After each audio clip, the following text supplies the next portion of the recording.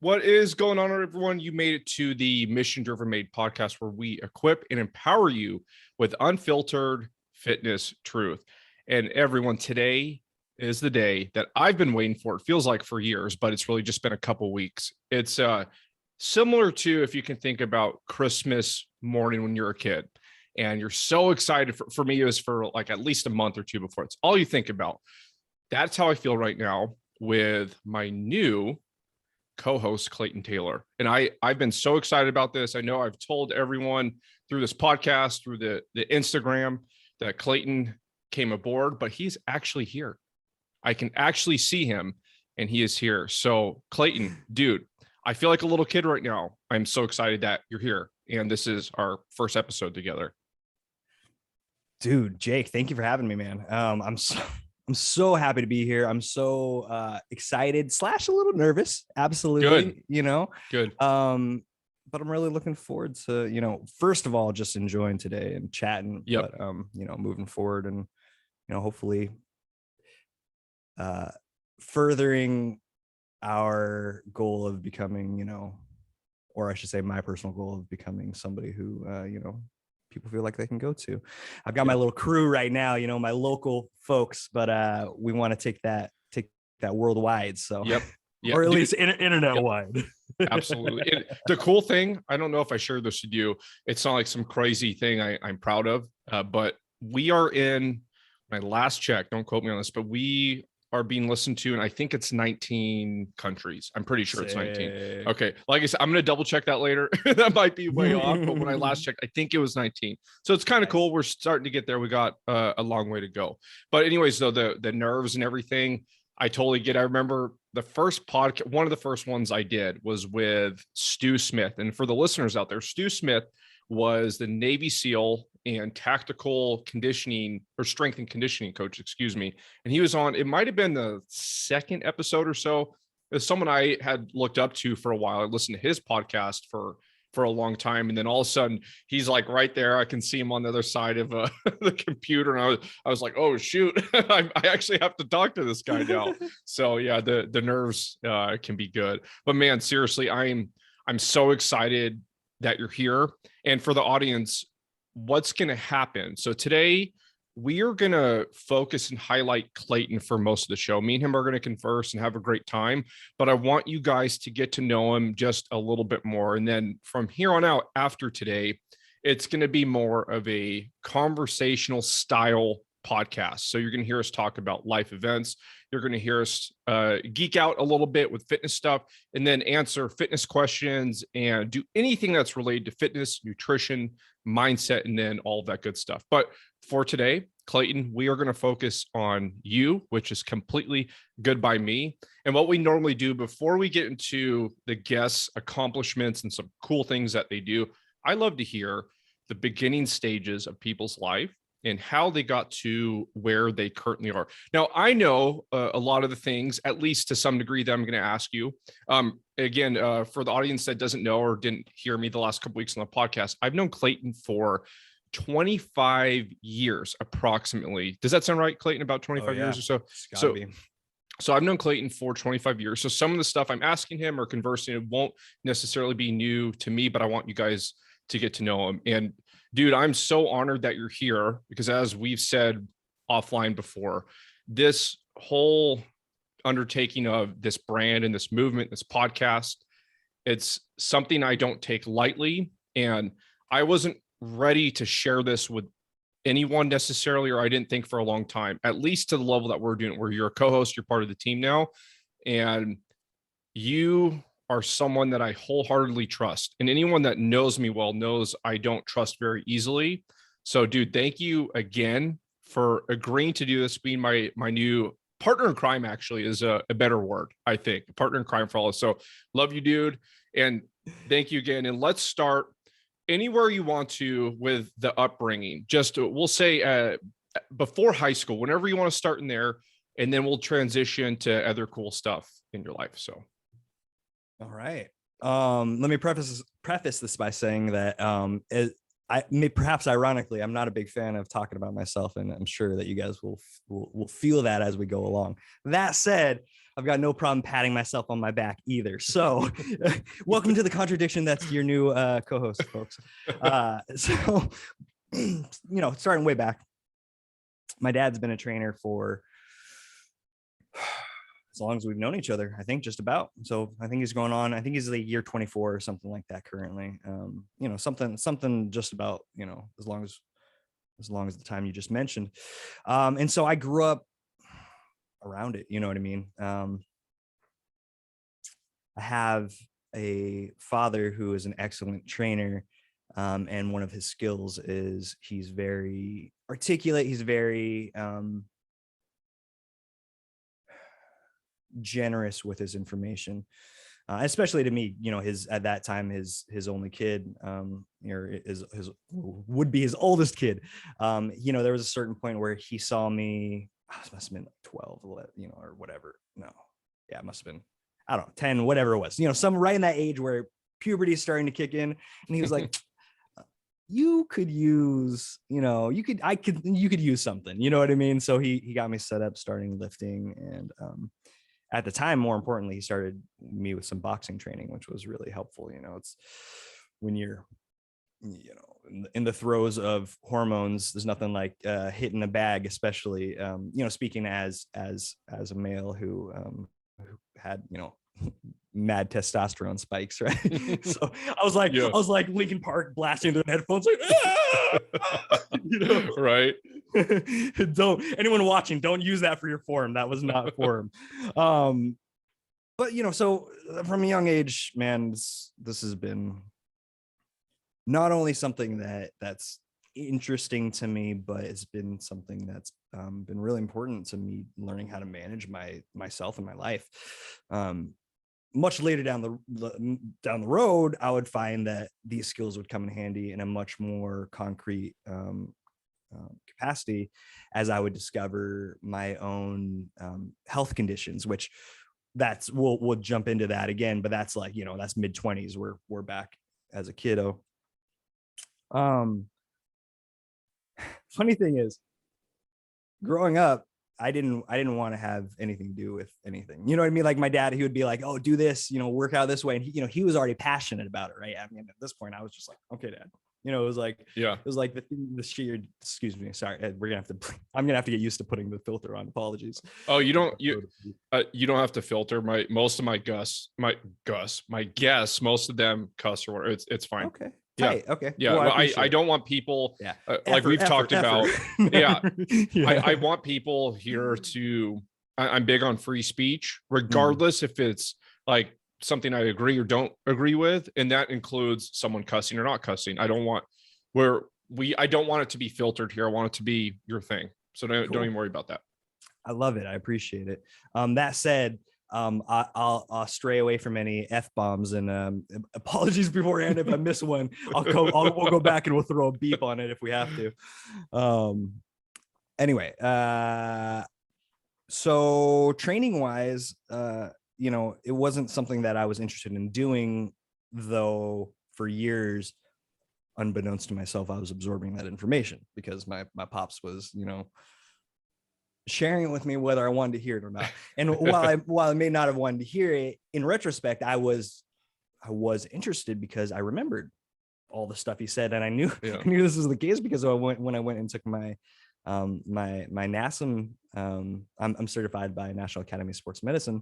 And that's just for everyone listening. If you aren't familiar, that NASM, in my opinion, is the most highly regarded fitness certification as far as on like a national platform. So sorry to interrupt, but just want to make sure everyone knew that.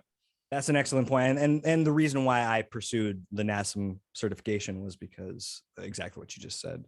And so when I went to when I studied for it, and then when I went to ultimately take the exam, I found that, I mean, at the risk of sounding like I mean, I knew all the information, you know what I mean? It was, you know, I had still to study, I still had to, you know, apply and regurgitate, right? But it was all stuff that that I had absorbed years previous because my dad is just, you know, like, as I said, generous with his tutelage and information.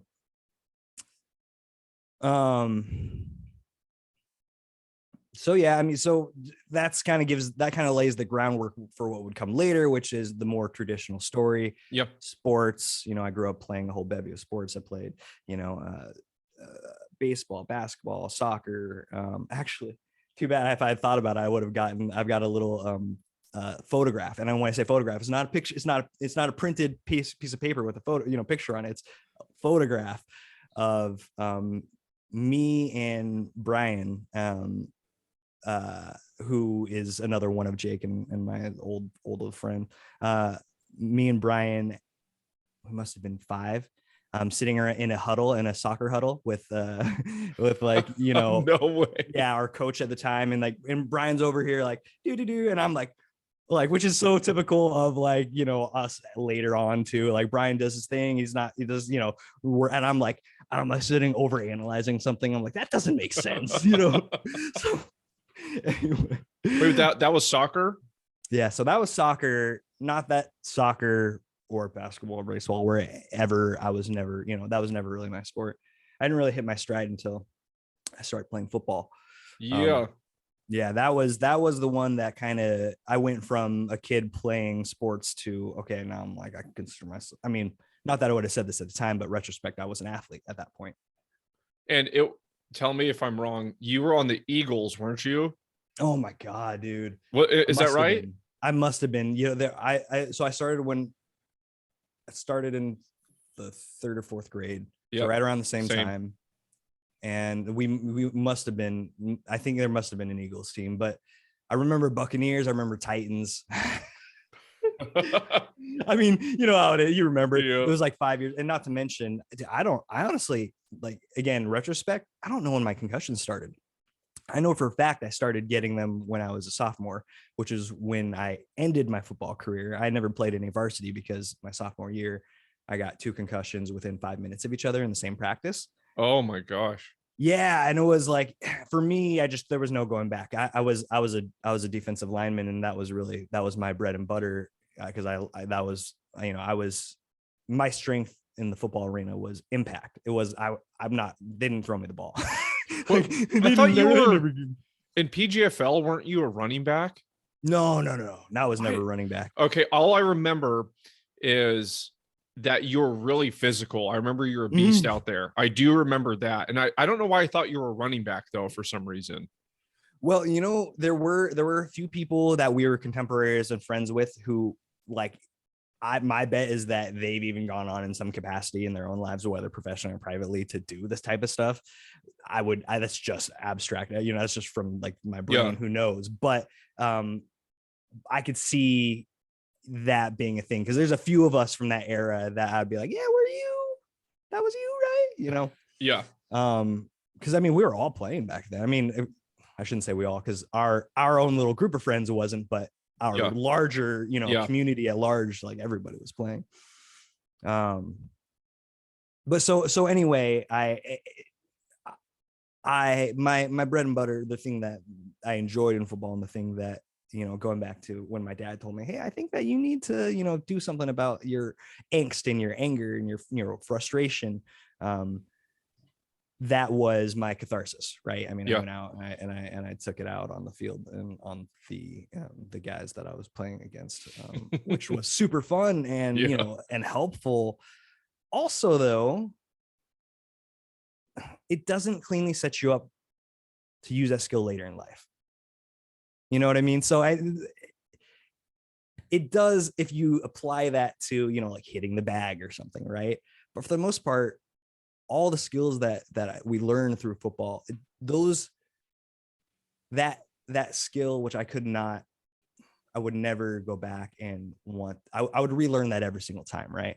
But the skill of feeling better with physical exertion when it's focused around causing impact is a slippery slope, right? Yeah. You gotta be able to, you gotta know if you're going to continue to use that in the future, you got to direct that in the right place, like a heavy bag or something.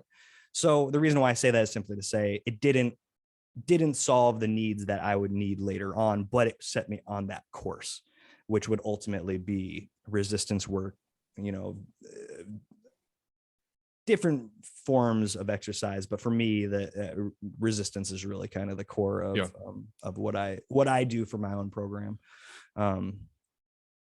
because it's very helpful, which is kind of a nod back to what I said when we started, which was eventually I would find that I got diagnosed with ADHD, anxiety disorder. I got diagnosed with more stuff that I'll get into as the podcast goes along, but that's enough for you already, but no, there's more, right? So just alone with a severe anxiety disorder and ADHD diagnosed as an adult, I had to figure out ways that I could manage the symptoms.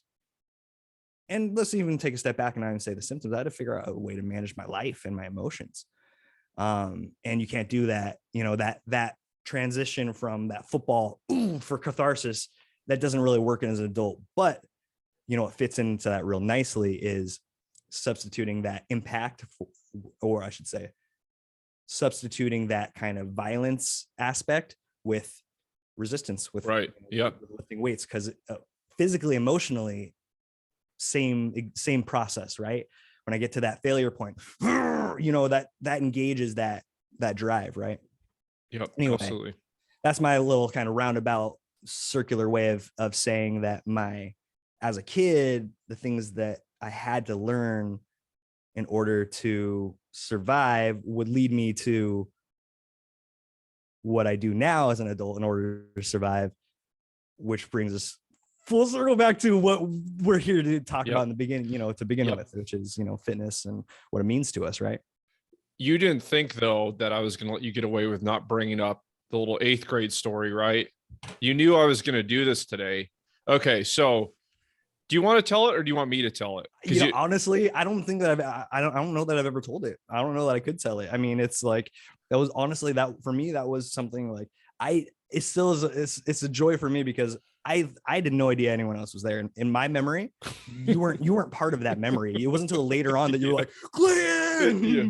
So, all right, I'll give it a shot. I'll give the shortened version. So, for everyone that doesn't know, Clayton is, in my opinion, one of the most fiercely empathetic people that I've ever met. I mean that. So that being said, you can't take that as far as that person is a wimp or wouldn't defend themselves or something like that.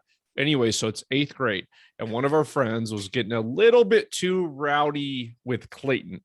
And this friend of ours was about 6'6". This is in 8th grade, mind you. So about 6'6", 225 pounds or so, and all muscle. Like, so he was straight out of a movie. And he went up when we were outside. It might have been in between class, or I can't remember exactly, but he ripped Clayton's necklace off, or his chain. And this guy was not used to anyone fighting back with him when he messed with people. But Clayton said, I don't think so. And then Clayton, being, I would say, 100 pounds less than this guy and a foot shorter, went up and they got into a little physical altercation. And I just remember being so impressed because the person we're talking about, like you said, we were all friends and it was all good after that. But he thought it was funny because he was so much bigger and stronger than everyone that people wouldn't fight back with him. And Clayton didn't do that. So I remember from that moment forward, I was like, yep, that's my boy right there. So yeah, you knew that story was going to come up. I couldn't wait past episode 1 with you to share it. So yeah, if you guys can imagine a friend of yours that is empathetic, caring, compassionate, all those things, normally that same person might not be physical or willing to do something like that, but Clayton mixed those two. So, but yeah, we couldn't skip over that part. So that was 8th grade, I think, right? That sounds about right. Yeah, 8th grade. Awesome. I mean, the really funny thing about that is, and you've told this story over the years multiple times, from every couple of years, I feel like you tell this when we're in a group of friends or whatever, and every time I thoroughly enjoy it, and I'm not gonna lie, it makes me feel like a badass because that's not like, yes, I don't get put, I learned at a young age, I had brothers. I learned at a young age, if you don't, you got to stand up, otherwise people are going to push you around, et cetera, right? But it wasn't, I forgot. I lost my train of thought.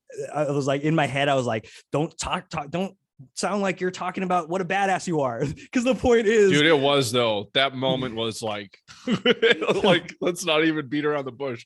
It was, dude. He was a foot taller than you and 100 more pounds.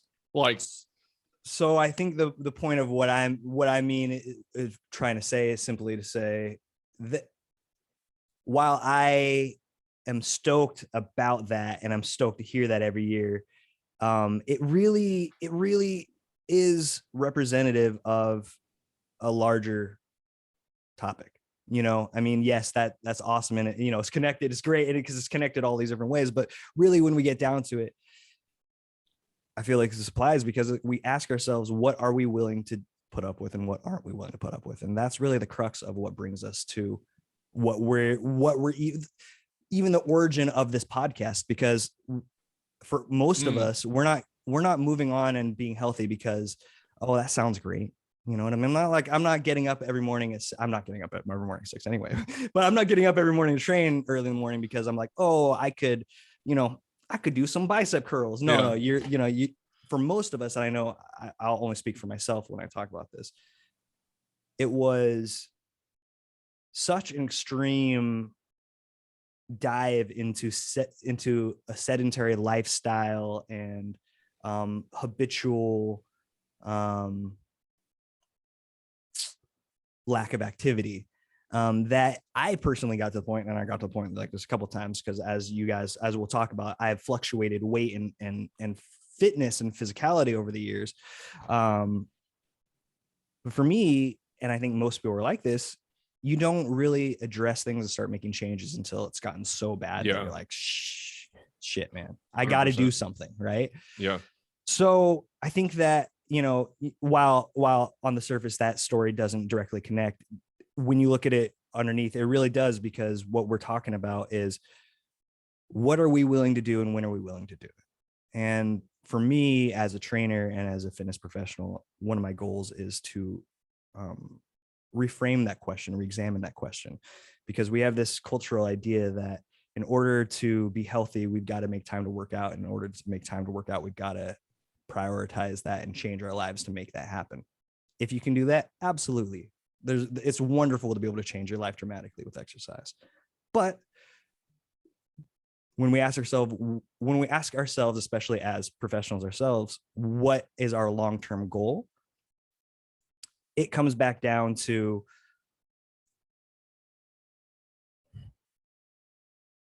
changing the criteria that necessitates action. And what I mean specifically is, you know, yes, is it a doable strategy to say, hey, I need a commitment. I'm going to go get a trainer. I'm going to pay that trainer once a week, and that's going to keep me committed. Absolutely. That's a viable motivation. But if we can shift that from what do I have to do in order to feel good, and shift it into what can I do? What do I get to do? Because I want to. I mean, that totally changes the whole game. And I realize that I've kind of hip jump Scott. Skip jump. It's a skip, a jump, and a hop from where we just were. But you know, the pertinence is permeable. Yeah, dude, I was just picturing when you just said that right there. I was picturing us in 8th grade again, and I was picturing you skipping and then rolling on the ground for some reason and hopping. And I don't know what happened. That definitely happened plenty. Well, that was one of the upsides about playing football, was like you become accustomed to that kind of damage to your body, right? Yeah, absolutely. Which has its ups and downs, right? Because I mean, still to this day, and I will for the rest of my life, have knee problems. And granted, it wasn't just from football. I went from playing football to playing volleyball. So my knees are like, screw you guys. Yeah. You know what I mean? Yeah, dude. And I wanted to make sure, I'm going to pull back away from fitness for a second to make sure we talked about your music stuff. So Clayton's been involved in music for forever. So do you want to just talk about that a little bit? I want to make sure everyone knew how passionate you were about that.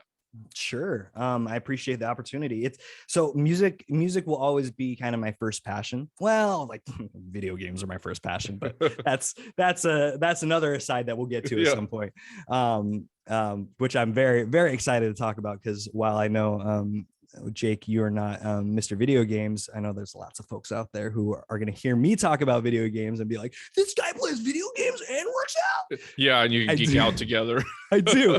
And we're going to get down. We'll start talking about, eventually, hopefully in this conversation, I'll bring up gamer fitness, which is basically my version of bringing fitness to gamers. But again, that's a roundabout pathway. Music is my first mistress, the first love that threatened to derail all other things in my life. Music, like that, outside of like football, that's one of the first things I really remember about you is your love for music. Well, it was kind of funny because I I did them both for a little bit, but then when I got injured in football, all of a sudden I had all of like this time to do stuff, right? And that was really when music for me kind of shifted into my main focus, and would remain so for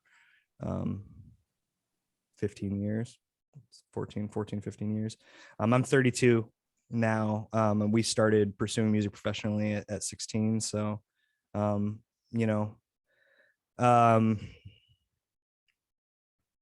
it was something that I was able to throw myself wholly into.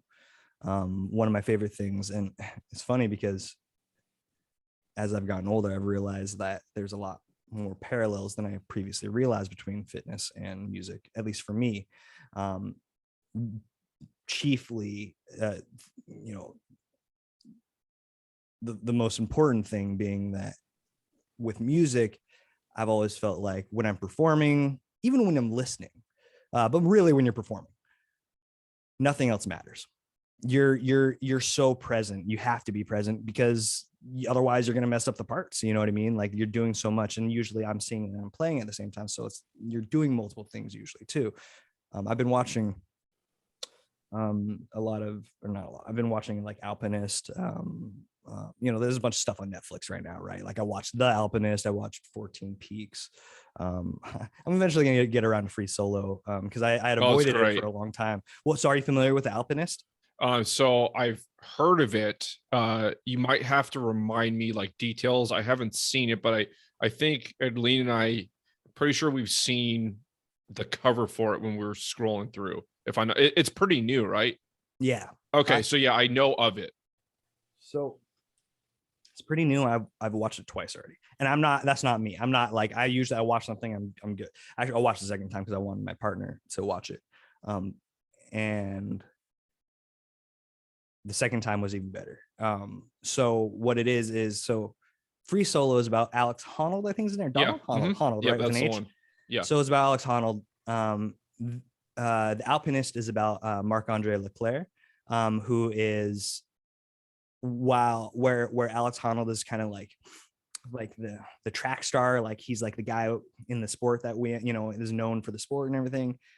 Marc-Andre Leclerc was like the opposite guy. He was the one who was climbing with no cameras for the love of climbing, and just like living his life for the sake of his art, as opposed to sharing his art with the world, right? He was a real purist in both an artistic and a athletic sense.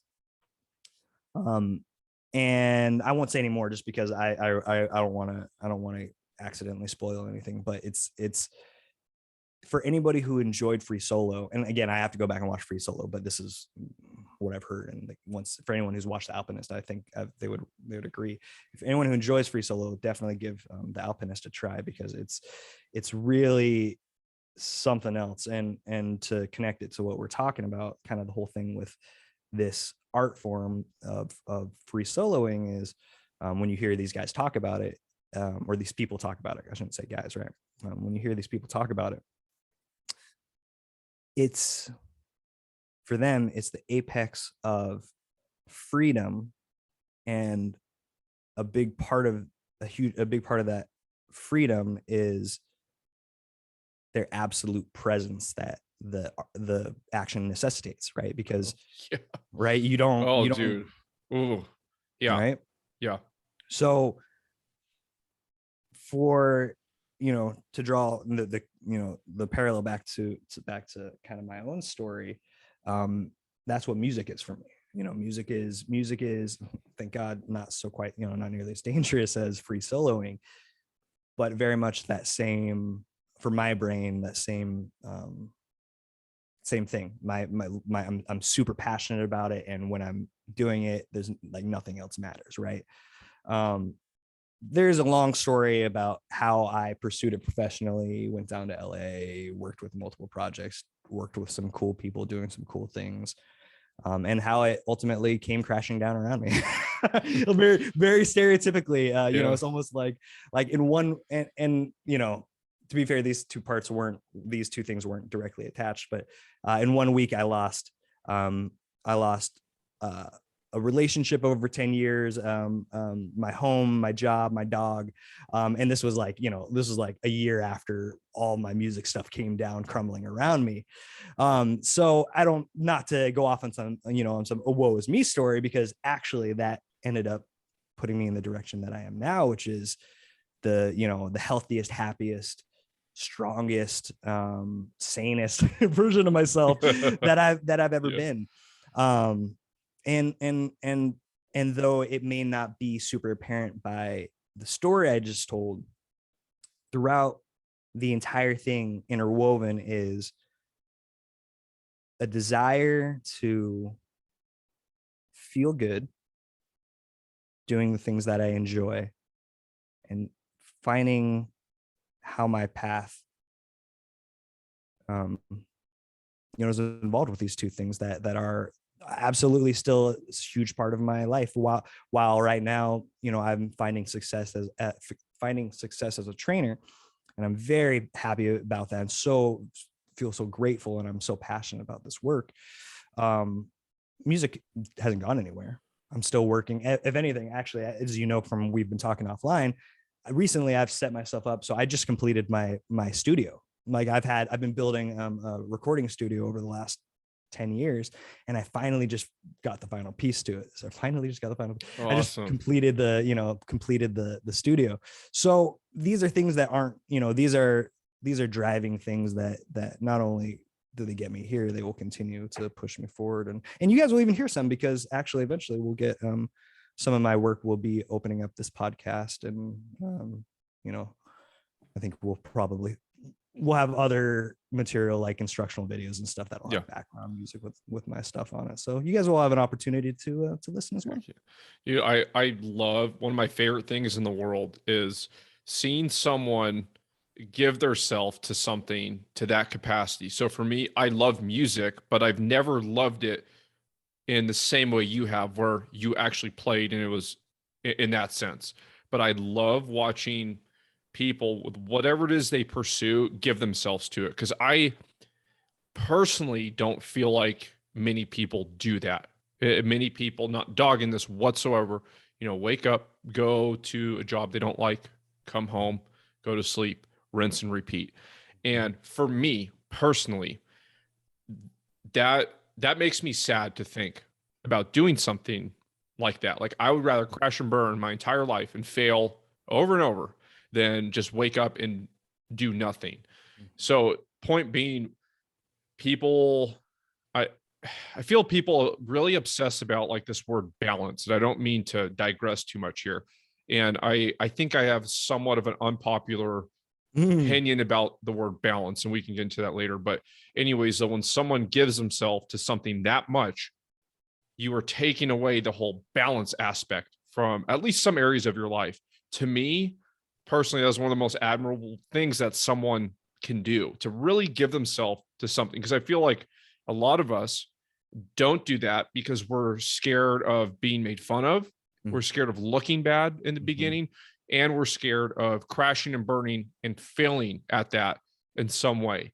So I love what you did and are doing with music and how much you pursued. I mean, I remember watching you guys, not even just when we were kids, but even in, our early 20s, like watching all you guys play together. And, you were always singing and playing guitar and doing all that stuff. And I was like, man, like for almost as long as I've known you, I remember you doing that. So I think it's awesome.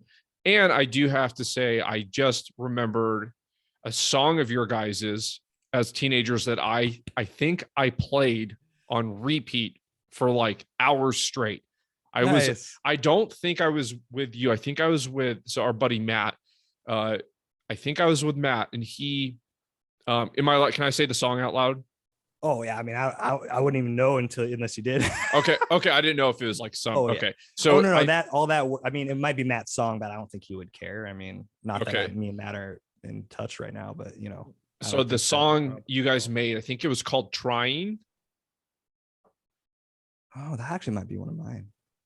It was, I loved that. I never told you that. I like had that song on replay when we were kids. Like I was driving around with Matt and I had him play it over and over and over, like the whole day that we were together. Oh, really? I think it was called "I'm Trying."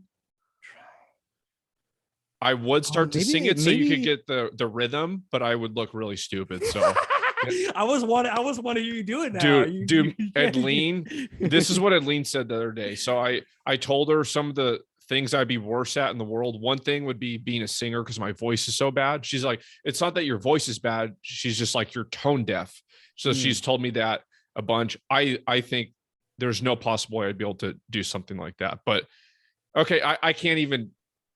I wish I could sing it for you. It's like it's not gonna even come out how it's like in my head. I think it was called "I'm Trying." Well, so I'll tell you, when you first said it, it was like, oh, what is that? And then as you've been talking, when your computer's searching for a file and it has that little icon where it's like, oh yeah.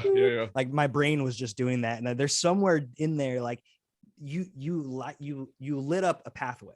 That, I know that's a song, but it's like it's like reaching around my brain trying to figure it out. And we'll try to find it later somehow. I don't know where, but like I've got a record of all that stuff. So I mean, I could probably go back and find some stuff. It'd be actually interesting to go back and listen to it. Yeah. As an artist, and I think this counts for most mediums, it's tough listening and watching yourself. You know what I mean? You have to learn how to do that without beating yourself up, right? Oh, dude, if I even listen to myself in some of the earlier podcast stages, I mean, this is still the beginning. This is still like, this podcast has been going on since, was it May or something of last year? So it's still a baby, but like it's hard for me to go back and even listen to that. And that wasn't that long ago. So I totally hear you. I'll tell you, going back and listening. So I did, a little due diligence, being, signing on to as a co-host, because I hadn't listened previously, and so I started listening once you and I talked, and I was I've told you this offline, but I was first of all really stoked because I started listening just because for professional responsibility, and then I kept listening because I enjoyed it so much. Awesome. Not only enjoyed it so much, but the things that so I signed on based on your character, knowing you. I didn't need to think about it. Like I knew that we were enough matched in our message.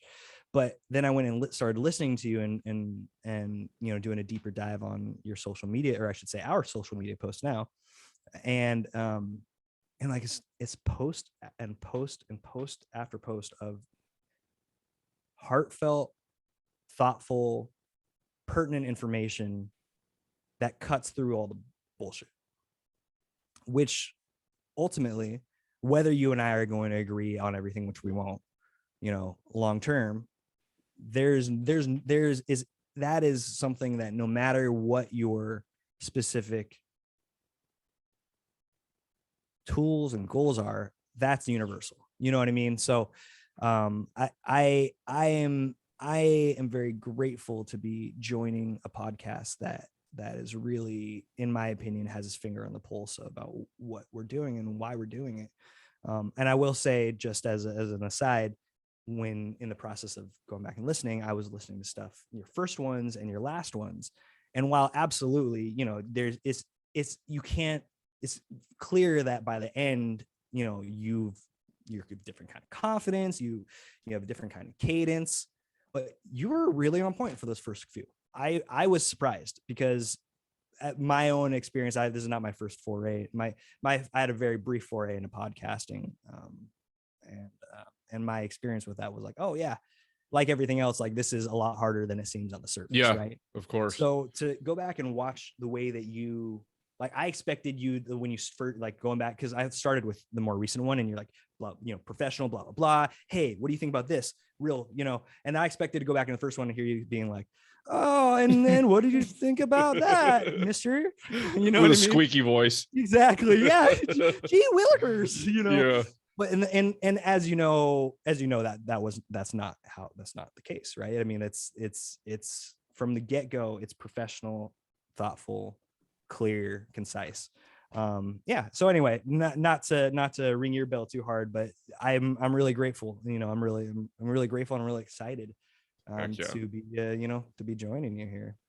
Thanks, dude. I love hearing you say that, and how you mentioned too about knowing it was a good fit with, similar messages and thoughts we had, even though it's not like we see everything exactly the same, but kind of, what we're trying to do. So let's talk about that just for a second, about why we're doing this. So the audience, they've heard me say a bunch of times, we're providing unfiltered fitness truth. And I just want to talk about why that's so important. So the fitness industry, as I'm learning, there are some wonderful, amazing human beings that I've been meeting. So I don't want to take away from that, because there really is some good people out there, which I've been learning more. I would say just the last couple months. But well, you've done a great job of compiling them, at least, and from where I'm standing, because this is the first time I've gone to a source and found so many people who are so consistent with my own feelings and my own message. Yeah. So like I said, it's new to me too. I viewed it as like, I used to view the fitness industry as 90% bad, 10% good. Now I'm starting to see like, okay, it's closer to 50-50 maybe, which makes me really happy. So that's partly where this message comes from, is the fitness industry, especially when it's promoted to the general population of people. This doesn't happen as much if, say, you're an athlete or you have a specialty, like say you're in Olympic weightlifting, powerlifting, bodybuilding, those niches. I feel like there's some, really high level people, but as far as information being provided to the general population of people, which at this point, that's, mainly what we're trying to do. The information can be very clickbaity. Mm-hmm. There can be misleading statements, straight out lies, all for profit. Mm-hmm. Now, I'm not even a little bit against businesses and making money and profit, obviously not. Yeah. But when that is the only thing in certain people's minds, they want your money in their pocket, no matter what they're saying, if it's true or not. That is where I was like, okay, we need to do something about this. We need to provide truthful and unfiltered information. And it's just unbelievably important to me to do. And it's what I enjoy. I mean, the way you're talking about music, this is how I feel, about this. I love just geeking out to this stuff and learning and trying to improve in all of that. So that is one of the reasons, I wanted to start all this, but I would love to hear your perception of this and why we're doing this. Why are we promoting this unfiltered fitness truth to people? What's your take? So my experience, when I first became a trainer, so is again a little context reminder. Came from the industry. Pops is tenured trainer. He's and from my and just kind of our general perspective, a really solid resource in this industry, right? So I grew up, with all that knowledge, right? Or well, not all that, but with the base knowledge, right? So when I finally became a trainer, I'm not just some fresh kid who just learned this stuff, right? I mean, I'm a fresh kid, but I come with a certain amount of knowledge and, real world practical knowledge, not just book knowledge, right? Yeah. Because I just got lucky that my dad shared this stuff with me. I walk into my first big box job, and I won't name the company, but it's the one they're thinking of, all you guys out there, who the first thing that you thought of in your brain, that's the company I'm talking about. Yeah. And I was training, and I was sitting there, it was like day 2 of training, day 3 of training, or whatever. I don't know. I was on the computer, and the general manager comes and sits down with me. Real nice guy. I liked him. Like, it's fine. It's not somebody who you're like, ooh, this is like a shady character. And I don't think he was.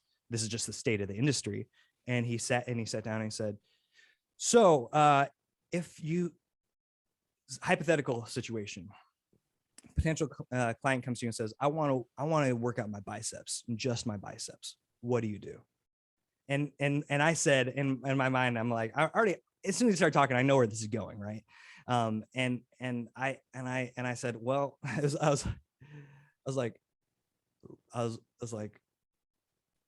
basically, something to the effect of, I know that what you're about to tell me is not what I would say. You know what I mean? I was like, I would say something, but I can tell because of this conversation, I'm not dumb. I know what you're leading to. And he was like, you're right. He's like, if somebody comes in and asks for biceps, I want you to do 10 sessions with them, just biceps. And, for like social, whatever, I was like, yeah, okay. Well, I'm in his gym, right? He's the general manager. I'm like, but in my head, I'm like, that not only is that counterproductive and counterintuitive towards actual success, but that's potentially risking injury. And forget about the moral obligations of not injuring somebody.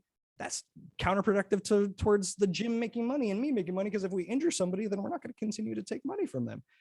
The more important thing, money, right? Well, and the more important thing, and we're not even get into because it's obvious, the more important thing is the moral obligation as a trainer, because as a trainer, we have a certain responsibility. It's not so dramatic as a Hippocratic oath, but it might as well be. Any good trainer is practicing their own Hippocratic oath to do no harm. And that's just not how the big boxes operate. The big boxes are sales floors, where people are making sales. Done. Period. It has a fitness motif. You know what I mean? And all the best trainers either learn how to work that system from the inside, or they leave that system and join the boutique system, or go out on their own, or whatever that might look like. Dude, that's why that drives people away from working at big box gyms. Is they start to see those things. Like another one that really bugs me, and I didn't really have to go through this too much when I was a trainer where I worked, but when you're a trainer, you're pressured into selling supplements to everyone. And I don't know if you went through that, but it's like, dude, not everyone needs to take 9 different supplements, so that's the part too that I think big box gyms it's pretty horrendous. Like we have to sell these supplements, we have to sell these packages, but I get it. Like, yes, sales obviously is important, but I just don't think that's the best way to go about, promoting fitness to people. I really don't like it. And when you were mentioning the bicep thing, the first thing that I thought of, because right away in my head, I'm like, okay, what would I have done if I was in your shoes? Like what? And I was like, the first thing I would have done is ask that person, oh, why do you want to work your biceps only? And then at least start a conversation from there. So it's just like when you're being told like that's what you're going to do, you're just going to work their biceps. It's like it's not even real at that point. It's like what are we even doing? And something that I found out recently, I'm not going to name the gym either, that I found out was a little bit disturbing was the specific gym. They only do 30-minute sessions. Now, I don't think every human being needs to be in the gym for 4 hours a day. I'm not saying that, but to say every person is going to do 30 minutes. And from what I gathered, at least, I have to double check this. There's more profit doing a bunch of the shorter sessions. Sure. And so I'm just like, man, like if you think about the educational component of being a trainer, that trainers should be doing with their clients, like not just programming workouts, but actually educating them too. And then, maybe a brief warm up, going through different movements and actually explaining it, the corrective exercise part of it. And then, so all of that, it's like, so you're saying every human being that comes into this gym, that can be accomplished in 30 minutes. So that bothered me, not the only working out for 30 minutes part, but it has to fit into this box. So that's another example, of the fitness industry, the part that I don't like and the part that I'm excited that we can combat against. You know what I mean? Totally. Well, and the first thing when you as you say that, the first thing that pops into my head when you talk about half-hour sessions, what that does is it doubles your open slots for the day. Yeah. So there you know go. what I mean? So that's the purpose of that move. It's not to improve the service or increase the quality, right? It's about if anything, it's purposeful decrease in quality Yeah. for the sake of increase in profits, which is counterintuitive anyway, because anytime, you know, we've talked about this, and, you know, it's a popular kind of tag word these days, you know, talking about scarcity mindset versus abundance mindset. Yeah. And that is the definition of scarcity mindset, right? Yeah. The idea that we've got to squeeze all these people for as much money as we can in order to be successful, when really the true success is the opposite of that. True success is counterintuitive to that. In my opinion, and I know there's lots of folks, our I'll say our favorite podcast, because it's starting to become one of mine. Yeah. But Yep. just was talking about this, and the fact that true success isn't gained from the transaction of receiving money. True success is gained by directing customers and clients to the place where they can get the most effective service. So that, Amen. so Love for that. the perfect example, and this was exactly this podcast we were talking about. I don't know if you would ever say their name, but probably not. But on this podcast, they were one of the things that they were saying too is that they were I lost my train of thought. Sorry. Oh, that's okay. Yeah, I feel like I knew what you're going to be getting at right there. Yeah. You're talking about providing service, and it's not the transaction, but it's more along the lines of the service. Thank you for putting me back on the track. So basically the idea being that true success is found by helping people find success as opposed to your own success, because what ends up happening is you help people find success. They are so stoked on that it creates this, you know, flow of referral and, you know, and less important than the referral, more a proliferation of the understanding that you are an authority in the subject in your community. Yeah. You know, so less important so much that somebody, you know, has another client that they send to me, more important that first person goes out and says, hey, Clayton Taylor, NASM certified personal trainer. Yeah. It really helped me. Yeah. That's way more, that's huge. way more success, because other people are going to hear that and say, hey, that person helped this person. And then we start a cascading of abundance, right? Abundance of business and abundance of help. 100%, dude. Do you think it's do you think it'll be cheesy if we talk about some goals for Mission Driven Made on the podcast? Because I know some people are like, don't talk, just do. You don't think it's too cheesy if we tell the audience a little bit about some of the goals? I'll tell you, one of the things I wanted to kind of, I was prepared for a little bit more of like a back and forth, partly because, when we got into it, I was like, oh, I'll save this for next time, but this is a perfect kind of segue into that. I want to hear more about mission driven culture. So you've told me a little bit about it, and absolutely. I'm jacked on it, but I feel like this is an excellent opportunity for you kind of to reestablish that and share it with me so I can help teach it to people. That is a fantastic idea. All right. So we'll start with mission driven culture, what that is, and then mission driven made specifically. I'm really happy that you brought this up, because I probably don't do this enough. So mission driven culture. I first learned this when I was a firefighter paramedic for the fire department. So for those of you that don't know, I resigned from that job over a year ago. The reason I left that career, which I was in that field for about 10 years, was due to a back injury. But anyways, a few years before I resigned, we got a new fire chief. And something that he tried to start in the fire department, or something he tried to do, was change the culture, which is almost impossible to do in the fire department. It's very traditional with things that they do and how they operate. So let me give you an example of mission-driven culture. So actually, sorry, let me give you an example of what's not mission-driven culture. So before that chief came in, you know, we had tons of policies, procedures, and if this situation happens on an emergency, this is what you do. Blah, blah, blah. It was a little bit more black and white. You know, we have, especially the paramedics, we have, you know, hundreds and hundreds of protocols and things we have to memorize with drugs. And so all these things that we do, that's pretty black and white. And it's very, you know, it's yes, sir, no, sir, yes, ma'am, no, ma'am. you get an order, you go do it. So pretty paramilitary, if you will. So that's a pretty normal fire department culture. It's like paramilitary. I guess that's the best way to describe it. Now, mission driven. So this new chief comes in and he wanted to change the culture. What he is saying, what mission driven culture is, instead of obsessing over all these policies and all these protocols, I mean, we still do them. They give you the right, no matter what your rank is, to take ownership in what you're doing and make the decision that is best for a patient or best for the team. So traditionally, when you respond to a call, the captain is in charge of the crew, and that's still the case. But basically, it's like, here's an example.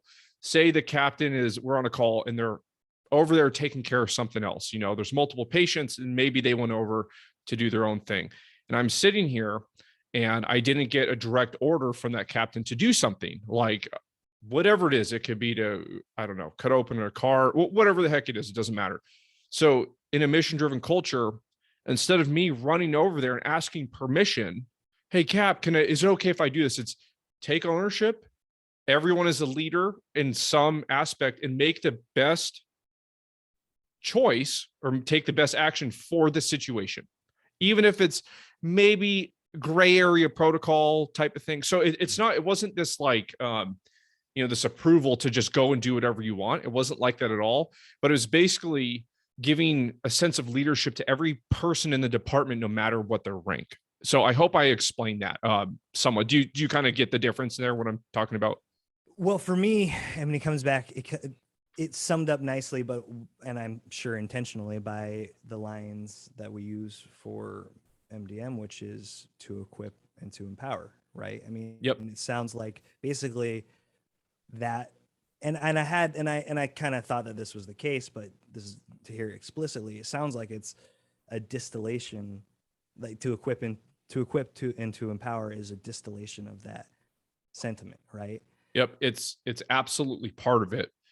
And then to be more specific with mission driven or mission driven made, because obviously we don't really use the word culture here. Right. So part of the mission driven culture, there had to be some sense of leadership and taking action towards something, right? So mission driven or mission driven made, essentially that just means taking, how I describe is taking imperfect but relentless action. And that can be toward your goals, your life, whatever that is. So mission driven or mission driven made, it's just a small piece of that whole culture that I learned in the fire department.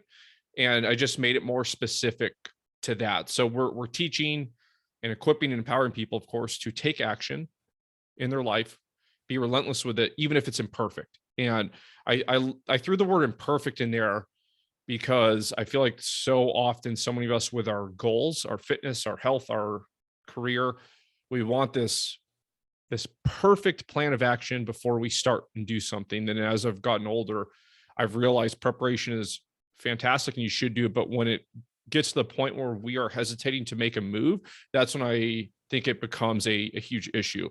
So mission driven is the sense of taking that action, imperfect or not. So that was a big part. So it's not verbatim what mission driven culture is. It's a small component. So I want people to feel equipped and empowered to do so. So that is kind of the thought and the intention behind that. And then the word made at the end, it's just like an exclamation mark, like I'm mission driven made, if that kind of makes sense. So that's where that all originated from. And I don't bring it up too often, but yeah, taking relentless but imperfect action toward goals, toward your life. And then in our case, most of the time, that's going to be fitness, health, nutrition, mindset, and all of that. Thank you first and foremost, because I had a kind of an image and an idea, and it turns out a very accurate idea of that based on the things that we've talked about. But for you to lay it out so explicitly is really helpful, I think, not only for myself but probably for our listeners as well. I want to highlight / reiterate what you just said that really stood out to me, which is taking imperfect action. Bam. That's just like the equip and empower. it's so concise, it's so all encompassing and descriptive. Most importantly, it reframes that idea of what do we need, that I kind of touched on when we first started talking, right? What do we need in order to take the action that we need to take, right? Yeah. And for me, I know that there's lots of people out there, and my guess is that you feel this, you have this as well, since this is your whole thing, that you put forward, is, and you just said it anyway, is that for me, the pursuit of perfection and really the fear of making a mistake has kept me from putting material out into the world, even though I was fully prepared knowledge-wise to share this with the world. It wasn't until my own journey of learning that I had to take those imperfect actions in order to build, because this, like, there's the old cliche of, if you want to write a book, just write one page every day, right? Yeah. And at the end of the year, you'll have a 365 page book. It's it's not a perfect metaphor, but the idea being that nothing's perfect. Yeah. Right. It's not this idea of the way things should be is not an ideal for us to, at some point it stops being an ideal for us to pursue and starts being the boundaries from which we're unable to break through. Yeah. And then you just start this internal process, or I should say I do, at least, and I think lots of other people do. You start this internal process of, oh, my self-worth is now in question. Oh, if I'm a piece of shit, then what am I going to do? It's this whole cascading thing, when really right from the get-go, when you say, I'm taking imperfect action, it completely releases you of all that expectation of yourself. Yeah. It's saying, hey, I'm going to do this. It's going to be the best I can do this. And then we'll do it the same the next day. Yeah. And eventually it's going to get better. Yeah. Liberation 101 right there. Dude. Absolutely. Yeah. So for us being mission driven, to me, is us as a brand and as a fitness media brand, us being mission driven is equipping and empowering people for them to be able to take imperfect, relentless action. So that's a huge goal for us. So we want all of you guys to feel equipped and empowered, and then to take action. So the issue is, and I've been guilty of this in the past, I could read personal development, fitness books, articles, research papers all day long. I love it. But the issue is when you don't take action. So we want, what we are giving you, we want you to truly feel equipped and empowered to go out and take action and do all this with your life. And yeah, most of the time it's going to be fitness and nutrition and mindset related, but that is a huge goal.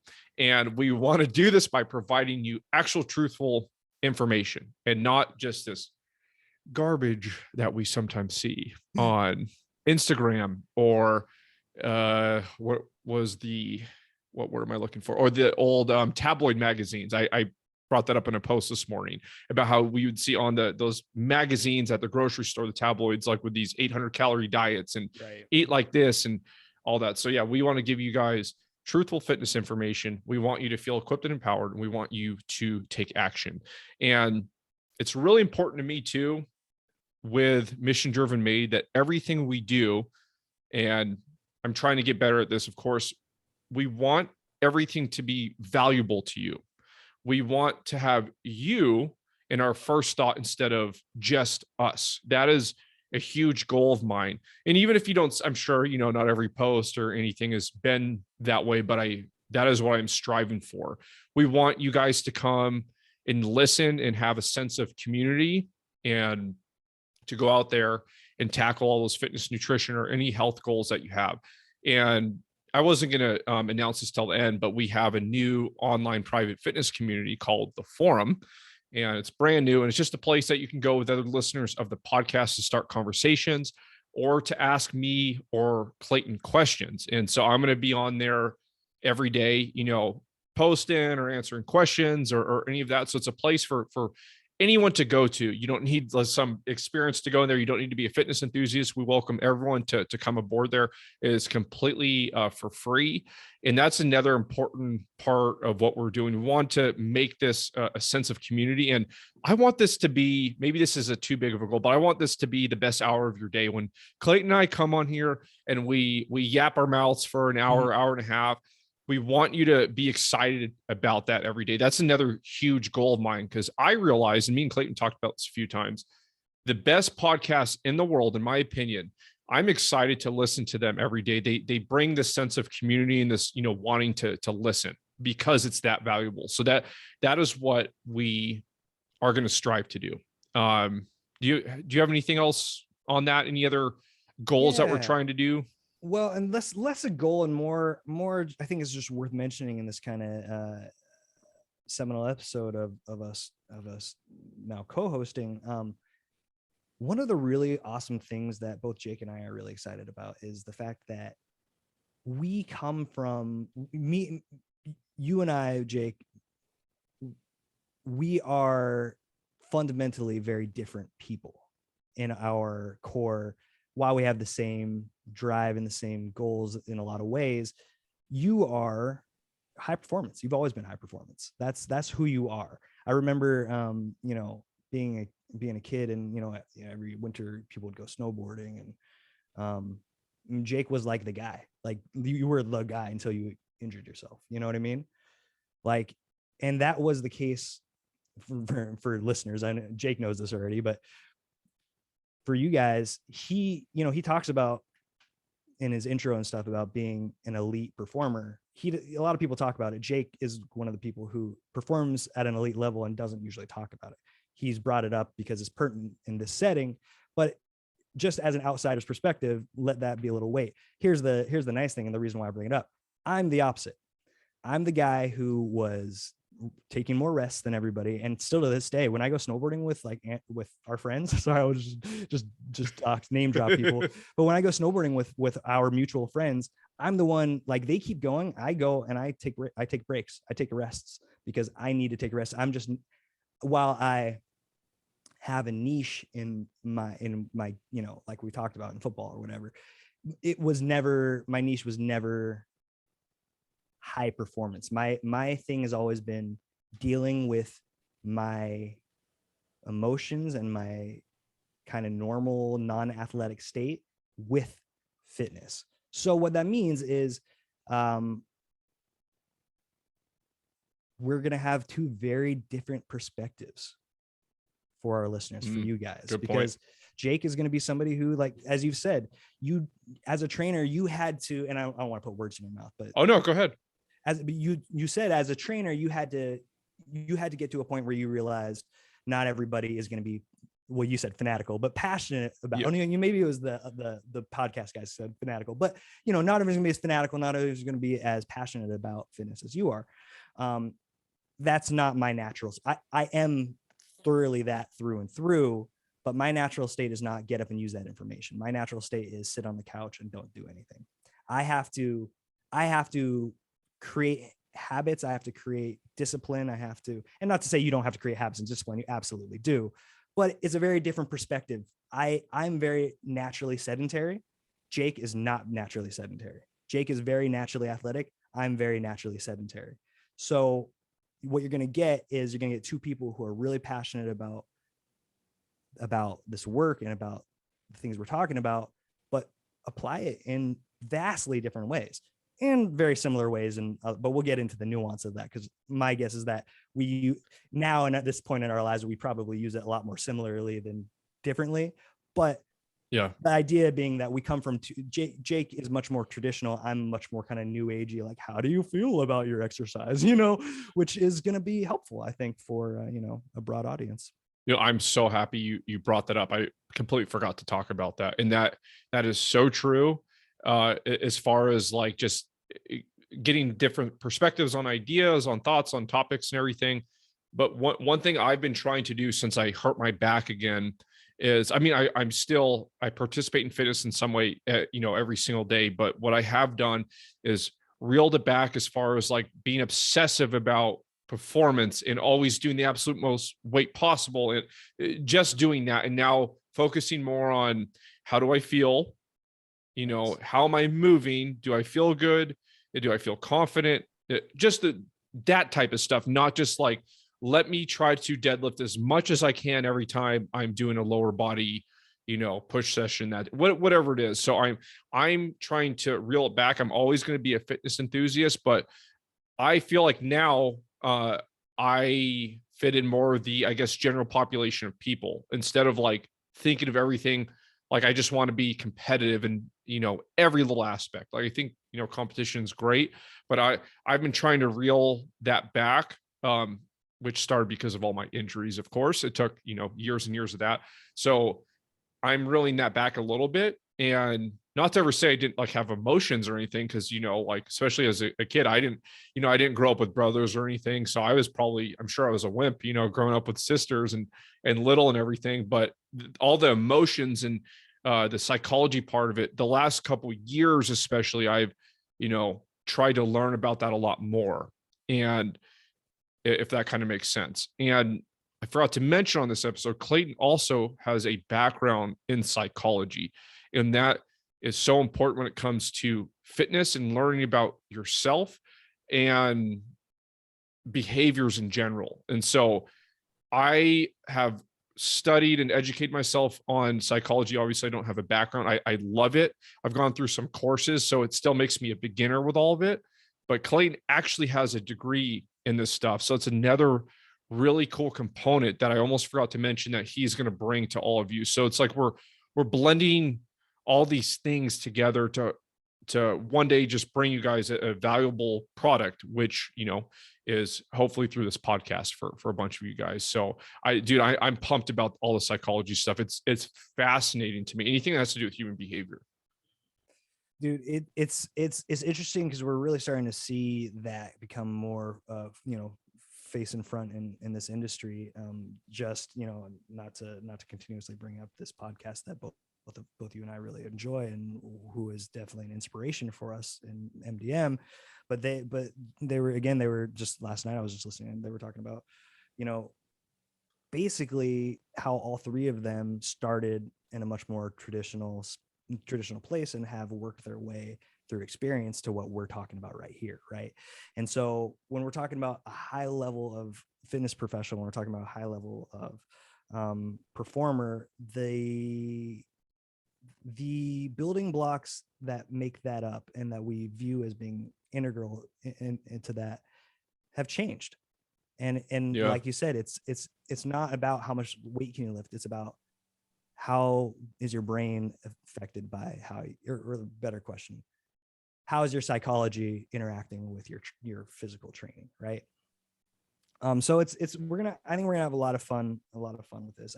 I do want to mention that one of the things that I can't remember right now is that there's no thing that I have to say, because I actually just have to go to the restroom really bad. Well, dude, that's a perfect transition, because we're wrapping up on the show. So perfect. That's perfect. You just did a transition for me. So go ahead. I don't mean to. You'll find as listeners, sometimes I'll tangent off, and sometimes it'll come back and wrap around and make sense, and other times I'll say, well, here we are, guys. Yeah. We walked down this road. Where do we go from here? That's where deep thoughts take you. I totally get it. So we'll wrap up the episode then. So real quick, where at this time can people connect with you outside of, you know, obviously the forum, like I brought that up, and then eventually, you know, when you're going to post on the Mission Driven Made account, where else can they connect with you right now if they're looking to do that? Yeah, so very soon, very shortly, you'll be able to, as Jake just mentioned, you'll be able to find me via the MDM website, MDM the forum. All my information will be connected to Mission Driven Made. We're in the process of making that happen. But if you'd like to find me now, I am on Instagram and Facebook at Clayton Taylor, NASM CPT, and that's just NASM Certified Personal Trainer. It's a lot of letters, but you can find me by just looking up NASM Clayton Taylor. And then I didn't get a chance really to mention this either, but I also am a Twitch live streamer. I do fitness streaming. So it gives me an opportunity to go on and as I mentioned at the beginning, I'm a big video game fan, and we'll get into that in later episodes. But what I do, one of the things that I do is I go on, I stream, and I combine working out with playing video games. Some days they're, combined where I'm literally working out and playing at the same time. Some days I'll work out and then go play games. Point being is I'm around. So if you'd like to find me there, you can still find me via, Clayton Taylor, National Secretary, or whatever it is. But we'll have all the information up. I'd share my username, but I think we'll just save that for you guys to discover on your own. We will present it. But I don't want to turn anybody off who's not a video game. Oh, dude, I'm sure there's plenty of people. There definitely is. And all right, I'll make sure to link those in the description so people, can find you and say hi and all that. So I will say my username is my Twitch name is Mr. Poopstring. So I wasn't gonna say it, but it's fair to say it here because it's actually pretty descriptive about me. It's the name is just a silly name that's meant to, to attract people who don't take themselves too seriously. So I love that. Yeah, don't be offended. It's just silliness. But definitely if that sounds like fun to you, come and hang out with me on stream too. Awesome. But I'll be here. Mostly I'll just be here on podcast. So I'll be talking to you guys 2 days a week. Yep. Awesome. Oh yeah. I did forget to mention that we're starting with 2. The future, there is going to be way more than 2 a week, but that's what we're going to start with for now. And thank you everyone for tuning in to the episode today. I already mentioned the forum. So if you didn't go and sign up for the forum, you're going to see a little link for that in the show description. It'll take about 30 seconds or so. And we are excited to see you there on our free platform there. All right, guys, if you haven't, subscribe to the show and then leave us a 5-star review if you did enjoy our content today. It's going to help us grow tremendously and it'd be greatly appreciated. All right, everyone. Thank you again. We love you all. And until next time, everyone, stay mission driven.